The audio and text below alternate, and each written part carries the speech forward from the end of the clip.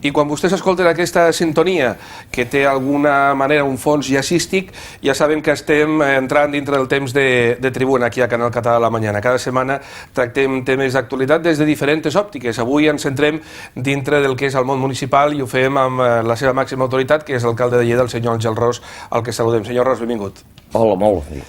Jo m'agradaria començar aquesta entrevista, encara que parlàvem de molts temes de caire municipal i també polític, parlant d'un tema relacionat amb el món de l'oci, ràdio, espectacle, que d'alguna manera va ser aquesta setmana el lliurament dels Premis Ondas. Una trobada molt bonica des del punt de vista dels professionals que toquem el món dels mitjans de comunicació i amb el que suposo que vostès devia trobar a gent coneguda, perquè darrerament, com se li escolten declaracions amb RAC1 i deu parlar amb el Jordi Basté, o l'altre dia va estar per aquí Lleida el Jordi Évole parlant de temes d'AVE i de més, suposo que se'ls devia trobar i potser va intercanviar algun tipus de conversa, no? Sí, la veritat és que va ser la gala dels Premis Ondas que es va fer al Liceu a Barcelona.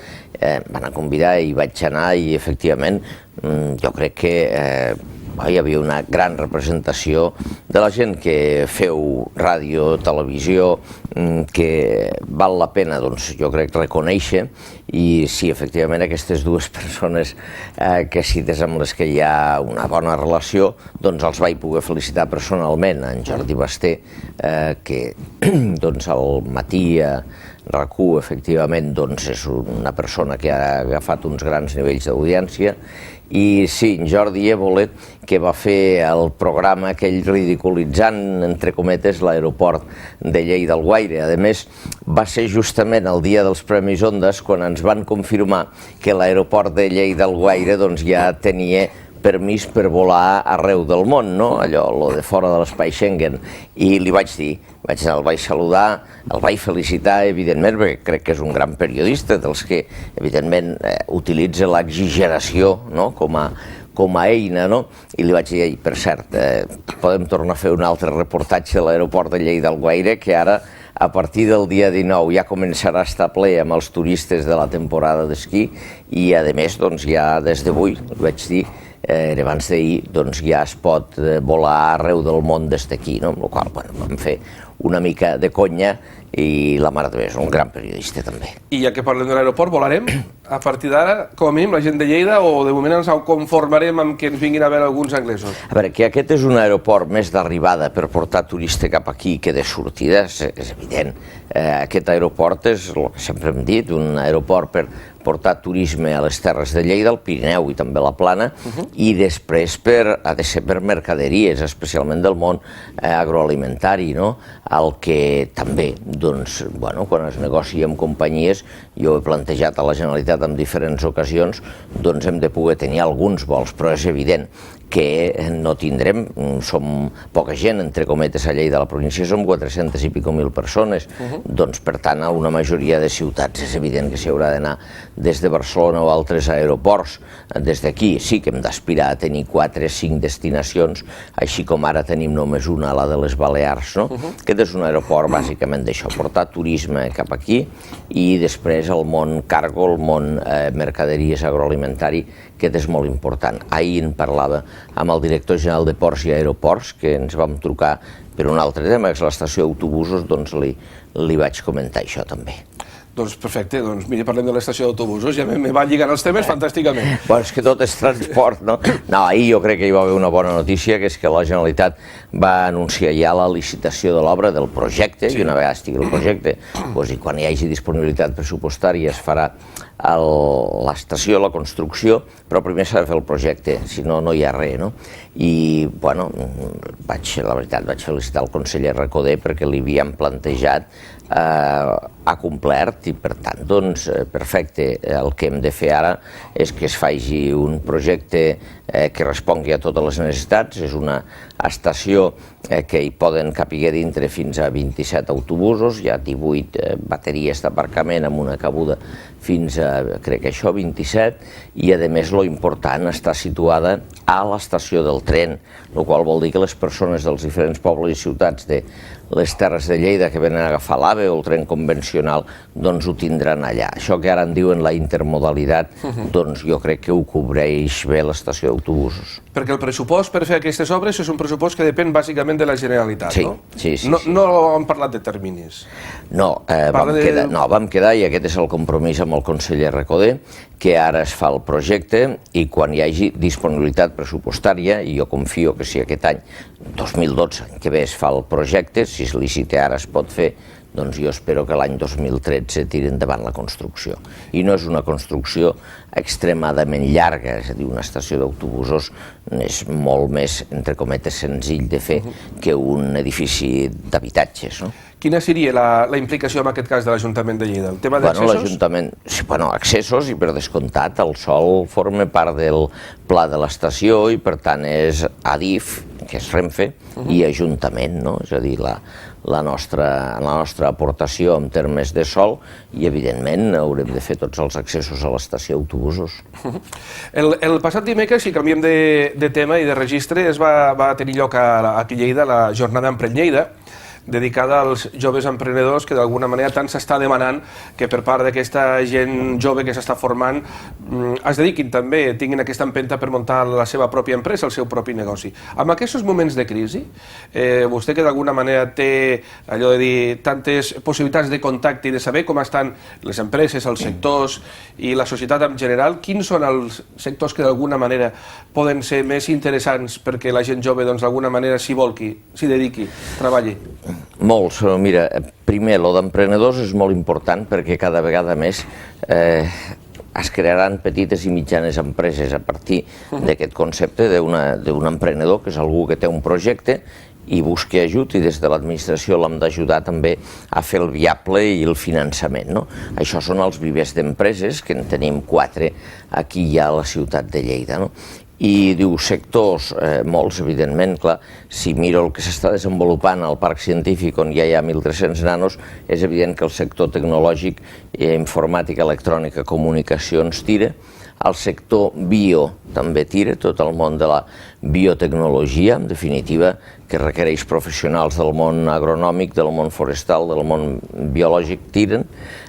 Tot allò que és sectors, entre cometes, auxiliars de la indústria agroalimentària, és evident, i, bueno, sectors vinculats a l'oci, al turisme, la creació cultural, i ara posarem en marxa el Magical, el Centre de Producció Audiovisual.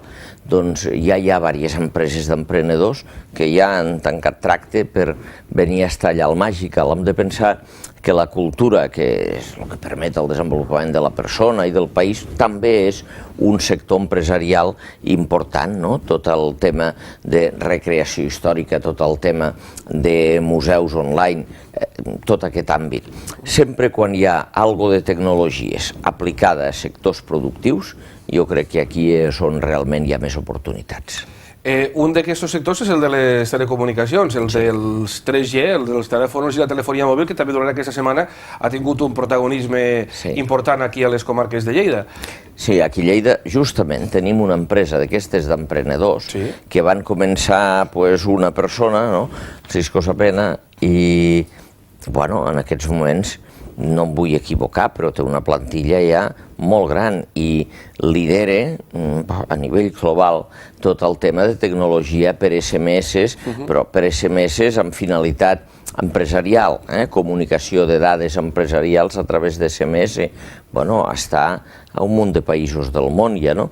Llavors Lleidanet, que és com se diu l'empresa, van organitzar una jornada amb operadors de telecomunicacions per tot el tema que se'n diu d'intercanvi d'informació, d'interoperabilitat, que vol dir quan ens intercanviem dades entre diferents companyies telefòniques, allò s'han d'entendre, les dades han de saber circular, doncs això requereix molta tecnologia i es va fer aquí a Lleida els 2 dies de treball en aquest sentit. Hi havia, diguem-ne, la flor i nata del món tècnic de Telecos. I amb aquests moments de tablets, de targetes, de plataformes fins i tot, vostè per on se decanta? És més de BlackBerry o és més d'iPhone? Jo feina a BlackBerry. L'iPhone té l'avantatge de, el teclat tàctil i molt icono, molta figura i fàcil de fer anar com a tal. A mi em presenta el problema de l'escriure missatges per SMS, que estic més acostumat a l'altre, però jo crec que en definitiva que és una tecnologia que s'aniran imposant i entre les grans marques aniran cada vegada anar traient productes que superen a l'anterior. Suposo que la figura de Steve Jobs, per algú que ve també del sector de la informàtica i de més, ha estat un autèntic icona dintre del que és el tema de la informàtica durant aquestes últimes dècades? Home, jo crec que sí que és la figura de qui va ser capaç de posar tota aquesta tecnologia a l'abast de tothom, a partir del tipus de terminals que ell va construir, que els seus equips van construir, doncs es va popularitzar i es van trobar aplicacions a la informàtica i les comunicacions que abans no s'havien pensat, vinculades al gran públic, vinculades a l'usuari final. Jo crec que és el que dona el salt de que la tecnologia sigui no per experts, sinó també pel gran públic. Jo crec que aquest és el seu mèrit. Canviem de tema, si li sembla. Aquesta setmana passada va haver una fira a Valladolid relacionada amb el turisme de negocis. Encara que sigui junt, si agafem la paraula turisme i agafem la paraula negocis, d'alguna manera també ens vincula a Lleida, perquè tenim una vocació de turisme i tenim una vocació de negocis. L'aportació de Lleida a aquesta fira va estar relacionada amb una de les obres emblemàtiques, no? Amb la llotja, clar. Nosaltres hi va ser el Fèlix Larrosa, el regidor de turisme, i evidentment com a turisme de negocis tenim un gran equipament que és la llotja, que fa el doble paper de turisme de negocis i convencions i equipament cultural. Llavors realment portar congressos i convencions i reunions de negocis a Lleida aporta molt, perquè clar, les persones que et venen a un congrés són persones que gasten hotel, restaurant, comerç. Per tant, fer Lleida present en els events de turisme de negocis és molt important. A la Fira del Turisme de Madrid també hi anem, a l'estand global de la Generalitat, a l'est de Barcelona hi anem, i en aquest cas vam anar a la de Valladolid perquè estem competint les diferents ciutats a vendre congressos i convencions, i nosaltres tenim un equipament privilegiat que és la llotja.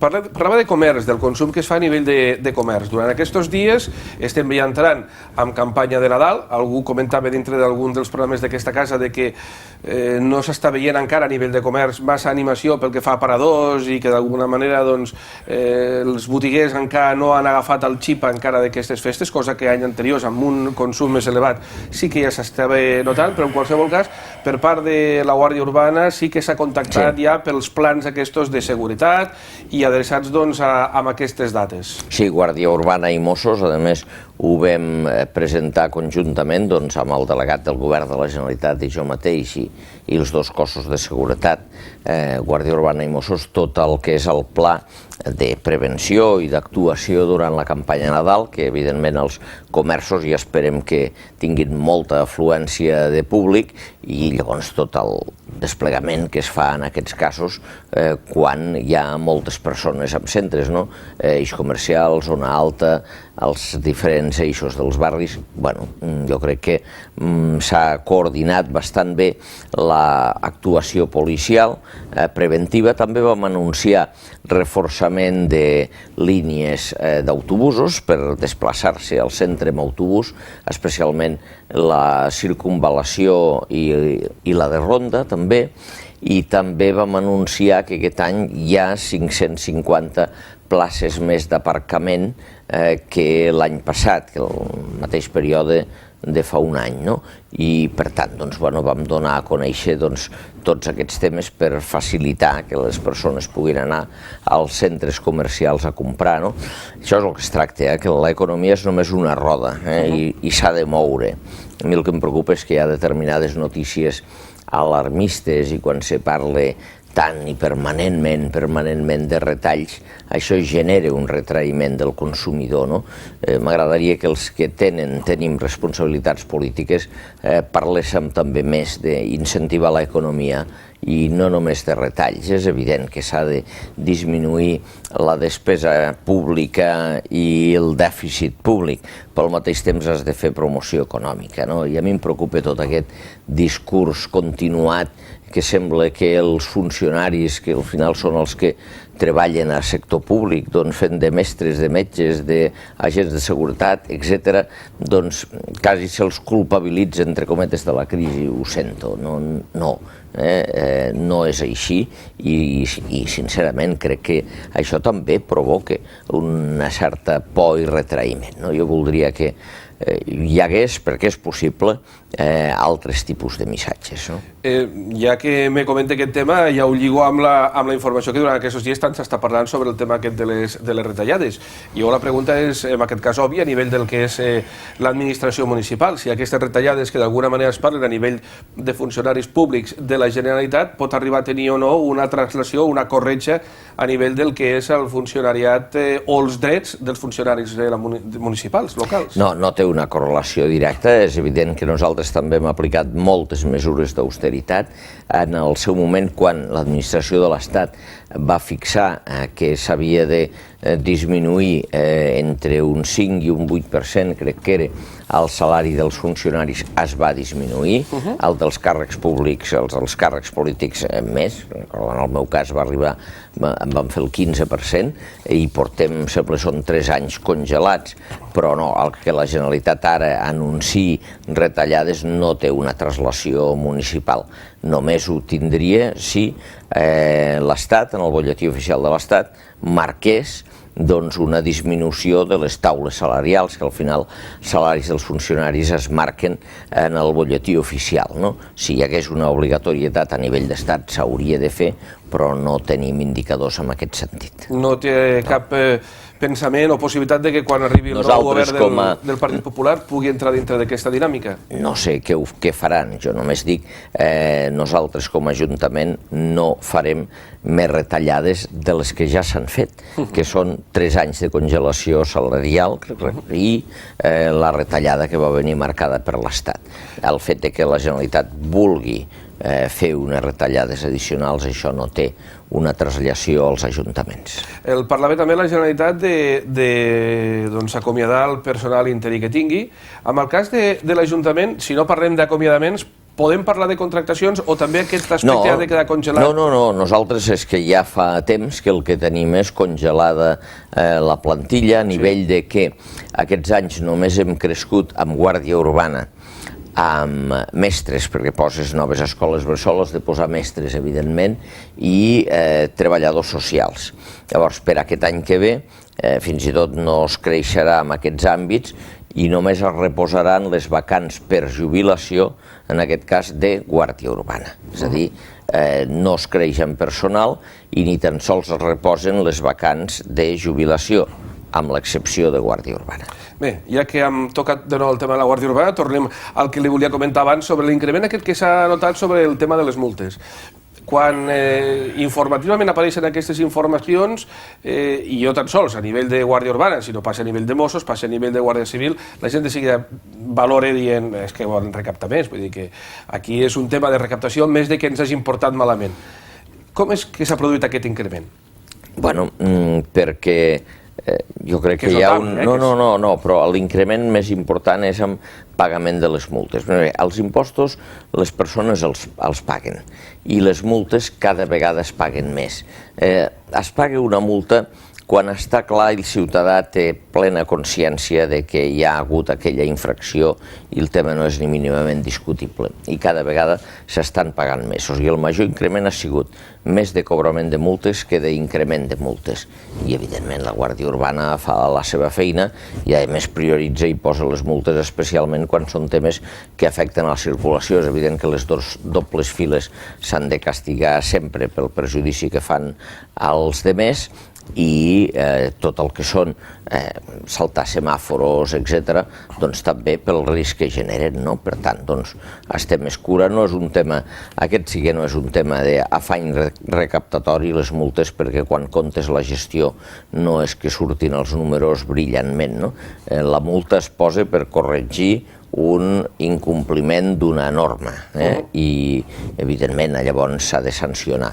I hi ha hagut més increment per millor pagament de les multes que no pas per posar-ne més. I un altre dels aspectes que és relacionat també amb la Guàrdia Urbana o concretament amb la seguretat a nivell global també s'ha posat en marxa aquests dies, tot i que a la platja i a la costa la temperatura és més agradable, però aquí amb el tema de la boira les temperatures són baixes i per tant s'ha activat ja el Pla Iglú. S'ha activat el Pla Iglú. Abans de venir aquí he mirat i avui no s'ha hagut d'acollir ningú, però ja està activat, per tant, alguna persona sense sostre que hi hagi a la ciutat, doncs ja està resolt el tema de situar-lo, doncs, en aquest cas, l'espai que fa d'alberg municipal, que és un hostal, i el Pla Iglú en el qual hi treballem, i treballen també entitats, molt especialment arrel Sant Ignasi, doncs està ja activat en previsió de persones que ho puguin necessitar. La setmana passada, a Lleida Porc, ahir les terceres jornades econòmiques del sector porcí, bé, sembla que, malgrat també la crisi, és un sector que té una determinada activitat. Jo no sé els inputs que de moment li han arribat a l'alcalde envers amb aquest tipus de sector, que té tanta importància també a nivell de les comarques de Lleida. La veritat és que la setmana passada hi va haver molta vida allò a nivell de congressos i activitats en el sector del porc. Ahir mateix, i també n'hi havia ahir en l'àmbit de la fruita. Són els dos grans sectors de l'economia de Lleida, el porc i la fruita. Hauríem de consumir molt més de les dues coses, a més els lleidatans. I després, òbviament, altres sectors com són l'oli i el vi i molts altres. Però aquests dies hi ha hagut una especial vitalitat en aquests. Hem tingut tot un conjunt de jornades del sector del porc amb els premis Lleida Porc i els premis també Pronos Porc, que és un tema de que el preu del porc a nivell europeu es fixa aquí a Lleida, Llavors l'encertar en el preu, els analistes que ho fan també es fa aquest premi. Vam tenir la reunió ahir molt important del sector de la fruita que va fusionar Assofruit i Catalonia Qualitat, i la setmana passada també teníem els Premis Romànic de l'oli, que és un tema que sponsoritza, que el lidera Actel. Per tant, hi ha hagut molta activitat en aquest sector. És bo això pel conjunt de les terres de Lleida, perquè són els nostres sectors bàsics dels quals vivim. Som capital en aquests sectors i hi va haver molta activitat. I ja canviant de registre i centrant-nos en l'altre tema, aquesta cursa que hi ha cap a la secretaria, cap al primer secretari del seu partit, clar, quan tinguem la foto finish ja sabrem els resultats, però en aquests moments com està la cursa, com l'està veient, perquè cada dia es parla més. Ahir no sé si vostè va veure Polònia, de nou va sortir el personatge que encarna Àngel Ros. Com està el procés Interior versus Baix Llobregat? Bueno, primer ahir no vaig poder veure Polònia perquè estava al sopar d'arrel Sant Ignasi, justament un sopar a benefici de les persones sense sostre, i no ho vaig poder veure, ho hauré de buscar per internet a veure si el trobo. La veritat és que aquesta cursa, entre cometes, a la qual ens hem presentat 4 candidats, ara l'important és que estem fent el procés congressual de debat. Jo crec que el meu partit el que ha de fer és canviar. Després de 3 derrotes consecutives, si no canvies, no està clar que després de 3 derrotes vingui una victòria, si no pot venir una 4ª derrota, amb la qual crec que hem de tornar a ser aquest referent del catalanisme polític, i, bueno, aquest és el tema de debat en el que estem. Falta 15 dies pel Congrés, hi ha aquestes 4 candidatures i bé, potser n'hi haurà menys de candidatures, però en tot cas hem de deixar fer el debat totalment i l'últim dia veure si hi ha punts d'acord que permetin fusionar candidatures amb una sola o un parell, o bé hi ha una votació pura i dura, res més democràtic que una votació. Però les fusions iran pre o post? No, post segur que no, en tot cas al final del Congrés. Al final la votació dels òrgans de direcció del partit és al final del Congrés i és quan es poden fer integracions de candidatures, clar, sempre que hi hagi una línia d'acord de cap a on ha d'anar el partit. Tu et sents vinculat a una candidatura, entre cometes, si va amb la línia amb la que penses, i ara per ara doncs som 4 candidats que marquem 4 perfils diferents de partit. Els Reis consideraran doncs, que el PSC s'ha portat bé aquest any, al final del Congrés? Compte vostè que surti un resultat que d'alguna manera marqui ja un horitzó cap endavant després dels resultats darrers obtinguts a nivell electoral? No ho sé, jo crec que des de luego s'ha de canviar. El partit ha de comptar amb tothom, però s'ha de canviar. S'ha de reorientar cap a una línia que tornem a ser el referent de la gent progressista de Catalunya i dels catalanistes de progrés de Catalunya, no? Aquest és el nostre paper.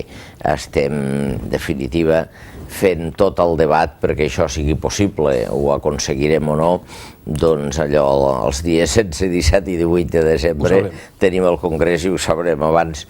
Pronòstics difícils, no? Però és evident que hi ha candidats que tenen més arrelament, perquè estan en zones més poblades i també més militants, és així, no? Però jo crec que és important que donem la batalla del que realment creiem. Alcalde, gràcies per haver-nos acompanyat. Força sort també, no tan sols en la tasca diària a nivell d'Ajuntament, sinó també amb aquest tema congressual que tant a sobre el tenim ja. Gràcies, un plaer estar aquí. Nosaltres ho deixem aquí, que passin molt bon cap de setmana, ens tornem a retrobar dintre d'uns dies amb una altra tribuna aquí a Canal Català a la Mañana. Adéu-siau.